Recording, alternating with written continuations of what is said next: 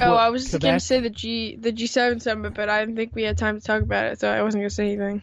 Let's see. Yeah, we're about 30 minutes. We can get into this G7 summit because there was Just for a little bit. Then we gotta talk about the Braun. Yeah, and there was some interesting stuff at the G7 summit, and of course, obviously there was an incredible photo. Have you seen this photo here of Angela Merkel? Angela Merkel, who after Trump was done this with the summit, he was like, Angela, Emmanuel, Justin, we're such best buds. And so there's this thing, every one of the 7 world leaders and all their advisors, like the Prime Minister of Japan, Angela, was just sitting there encircled around President Trump, who was sitting up there like a boy. He was like, oh, what did I do? And then they're all glaring down at him, even his own advisors, Trump's own advisors, which is she's the most powerful person in the world now, right? Doesn't basically everyone agree? Yeah, pretty much. She's the one who's leading the world. Well, she's the only one that people have to take seriously. Yeah, because no one takes Trump seriously. No one ever did. It used to be the Obama man, but now it's Angela Merkel.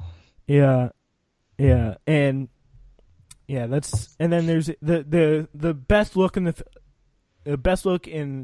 the entire picture is not Trump, not Merkel, but the Prime Minister of Japan, who's like, what the fuck am I doing here? He's just like, oh, I need to get home. I could be fishing for whales right now. Exactly. And there's also another incredible picture where Trump's handshake with Emmanuel Macron, who always screws around with him and tries to grip his hand as hard as humanly possible. And you can see Trump's hand. The Prime Minister of or the President of France, Emmanuel Macron, yeah, and he grips his hand as hard as possible. And there's a picture from the AP of his hand literally bright red, Trump's, because he's squeezing him. It's hilarious. It's so weird. It's what a weird thing for world leaders to get in a fight about. And also there was Justin Trudeau gave Trump a picture of a hotel owned by Trump's grandfather in Canada that was actually, and I quote here, a gold rush brothel known for good food, booze, and ready women. Ready women? Ready women. Quote, ready women. Gotta love those ready women. And so yeah, they're ready. They're ready for anything. It's very good. And he left the G7 summit early to go to Singapore to talk to North Korea, where he's got the United States' best interests at heart. And it's very exciting. So, I mean, what really could be hard about negotiating an end to North Korea's nuclear weapons program with dictator Kim Jong-un? If you're Donald Trump, there's nothing to it.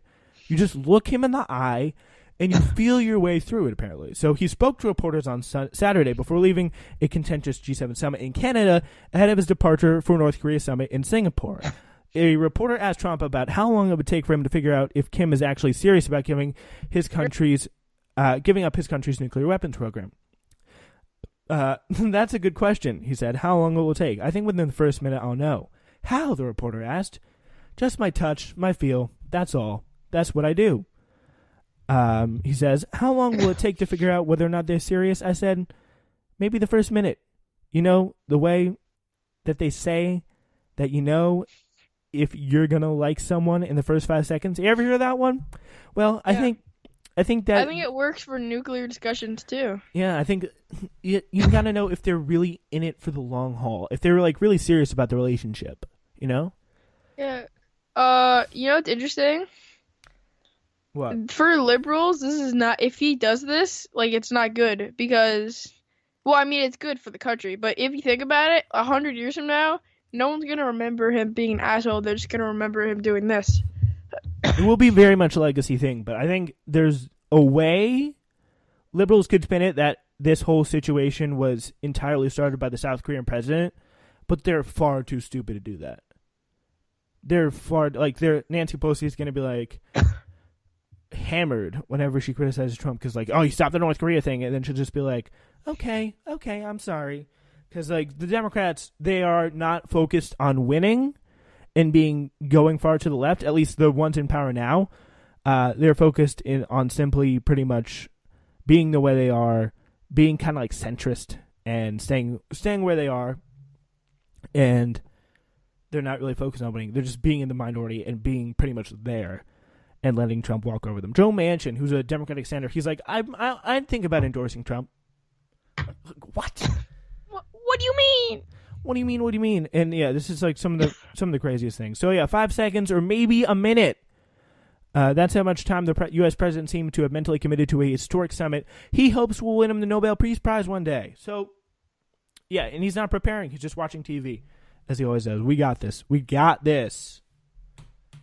We are prepared. We are set. Are you feeling confident? What do you think? What do you think is going to come out of the summit? You got to get your pre-summit predictions out of the way right now. North Korea gives their nuclear weapons away. But like fully or no? Fully. Fully dropping, full surrendering of everything. Yeah. That's very interesting because I gotta be honest. I'm gonna go for the prediction here. I'm gonna have to go with that. It's like some kind of. I think they're not gonna get anything out of it. Nothing. I think they're gonna get close. Trump's gonna push. He's not a diplomat. He's not a politician. He doesn't know how to ease him into it. He's just going to be like, let's give up everything. Let's just do it. What? I said technically now he's a politician. Technically, but like politician, he's not like a polished politician is what I mean. But he's going to he's not going to ease his way into it. It's going to be contentious, but again, I think they're going to come in at places that are so far apart that they're not going to come to like a real conclusion on anything. Because like he's in the mind frame that's like, we've got to have complete denuclearization. And Kim Jong-un's like, maybe a little bit, but maybe not fully. And he's much more iffy on it. So I think they'll maybe have another summit then. And then they'll get to like a denuclearization plan that everyone can be happy with. But I think it's going to take him like more than one summit to actually get that done. Maybe. Because the other interesting thing that happened is John Bolton. He's like, he was actually trying to blow up the peace talks because he wanted to see war. That was a report from CNN. The State Department was trying to cut John Bolton out of the process. Young Johnny. Captain Crunch wants war. It seems like it. It seems like he's battening down the hatches, and he wants to pop off those nuclear. He really weapons. does look like Captain Crunch, don't you think? Yeah, but like, does Captain Crunch have that mustache? Yeah, he does. I gotta see a picture of him. Okay, we gotta move on to LeBron now. We do? Okay. Then what do you... Yes, that's true. That's true. He does look like Captain Crunch. I agree with that. But anyway, what are you thinking about LeBron? Where is he going to go? Could he go to the... Because there's a possibility he could go to the Celtics. There is actually... I don't know if to... I mean... Well, you gotta have to meet with LeBron, right? Even if you don't want him, like you're not gonna miss an opportunity to meet with LeBron James. Yeah, you're not, and I mean you could really, because I think it'd be very important now. It's not absolutely vital that he stays in the East, kind of like for the health of the league, but because like the 76ers and the Celtics, even now LeBron are going to be very competitive against him, and the Raptors also they kind of have a shot as well. Let's be real here. LeBron won the East, but barely, and against a team not even close to full strength. Yeah, I mean, I think it's very unlikely he could have gotten by the Celtics because if that I'm being team, honest here, other than Cavs LeBron, are not the best team in the East. I don't even think they're the second best team. I think they're the second best team. I think it's a toss. I think it's a 7-game series with the Celtics, but LeBron wins. I think it's a 7-game series with the Sixers, and it's a toss-up. Who wins? I think it's. Yeah, I don't know. Celtics, Sixers, those are all very interesting people, and that's like if LeBron stays in Cleveland next year, I feel like toss up between him and the Sixers, and they don't make it to the finals. Or I mean, they don't make it to the finals. Where I think LeBron should be going to the Celtics. I think that should be because I only have one. Kevin Durant, then yeah, but he doesn't fit in the Celtics offense. But because you are actually a Celtics fan, would you want him there or no? I don't know. Not really. No. You think? I don't. It's gonna fuck up the whole thing. He's not gonna listen to Brad Stevens. He doesn't fit in the offense. Is he the best player of all time? Arguably. Arguably, definitely the best player now. Is he the best player in the league? Obviously, yeah, 100%. 100%, yeah. Can he carry a team? Yes. Yes, definitely. You might have to keep him just for the fact that he doesn't go somewhere else. Yeah. If you're the that makes sense. You just gotta neutralize him. But wherever you think he should definitely go to a team that he can support here. I mean, he might listen to Brad Stevens. Now I'm thinking about it. Yeah, if he worked with Spenser, he could work with Brad Stevens. Yeah. Spo, he was a pretty independent-minded coach. He wasn't a dummy, like Ty Lue or Ferret, David Blatt. Yeah, I'm just saying. He looked like an anteater. What's it called?